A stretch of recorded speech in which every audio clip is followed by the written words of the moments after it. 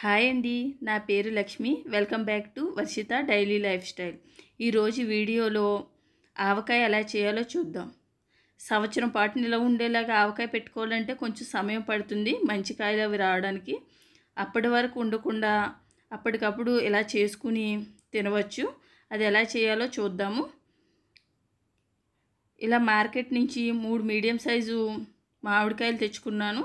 ఇవి కొంచెం గట్టిగా ఉండి కొంచెం పెద్దగా ఉన్నాయి తీసుకోండి, మంచి కొంచెం క్వాలిటీవి. ఇలా తీసుకున్నాక వీటిని కడుక్కోవాలి బాగా. ఇలా వాటర్లో వేసి పైన జిగురు అది ఉంటుంది కదా, బాగా కడుక్కోండి. ఇలా బాగా కడుక్కున్నాక దీని క్లాత్ పెట్టి శుభ్రంగా తుడుచుకోండి.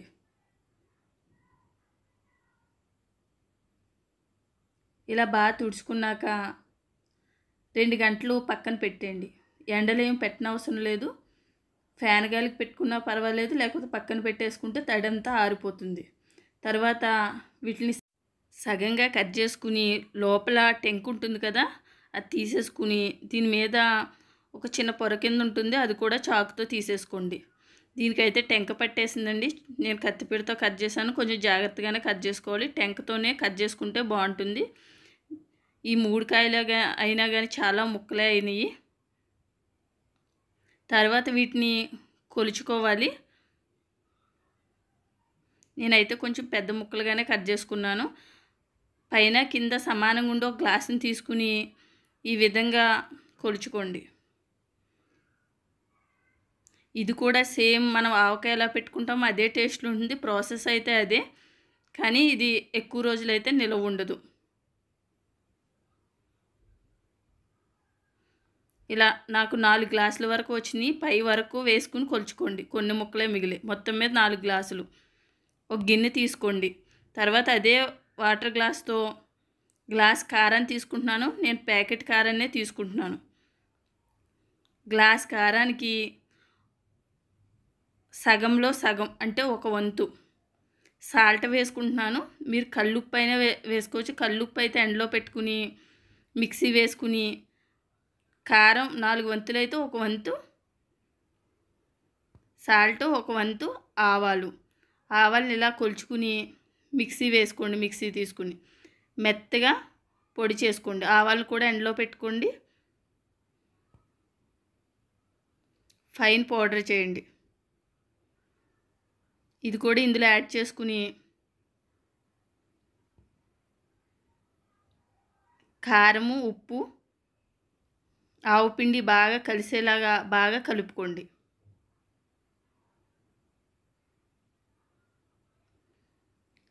ఇలా బాగా కలుపుకున్నాక ఇందులో మెంతులు వేసుకోవాలి. 1 స్పూన్ వరకు మెంతులు వేసుకోండి.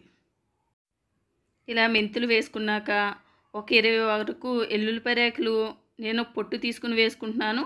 మీరు డైరెక్ట్ అలాగే వేసేసుకోవచ్చు, పొట్టుతో కూడా వేసుకుని ఒకసారి బాగా కలుపుకోండి. ముందుగా కట్ చేసి పెట్టుకున్న మామిడికాయ ముక్కలు ఇందులో వేసుకుని బాగా కలుపుకోండి.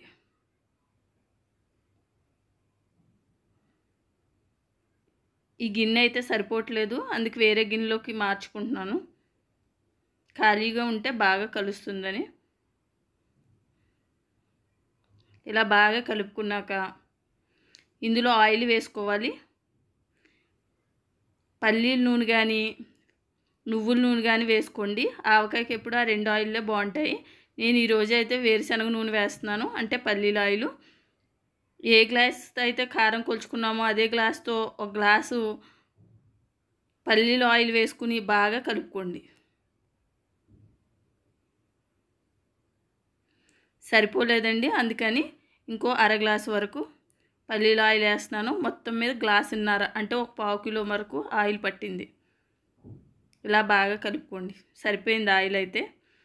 దీన్ని ఒక 3 రోజుల పాటు ఒక డబ్బాలో వేసి పక్కన పెట్టుకోండి. మీ దగ్గర జాడీ ఉంటే జాడీలో వేసుకోండి. నా దగ్గర లేదు, అందుకని ఇలాంటి వెడల్పాటి ప్లాస్టిక్ డబ్బాలో వేస్తున్నాను. అడుగును కూడా కొద్దిగా ఆయిల్ వేసుకుని ఈ పచ్చడి అంతా అందులోకి మార్చుకోండి.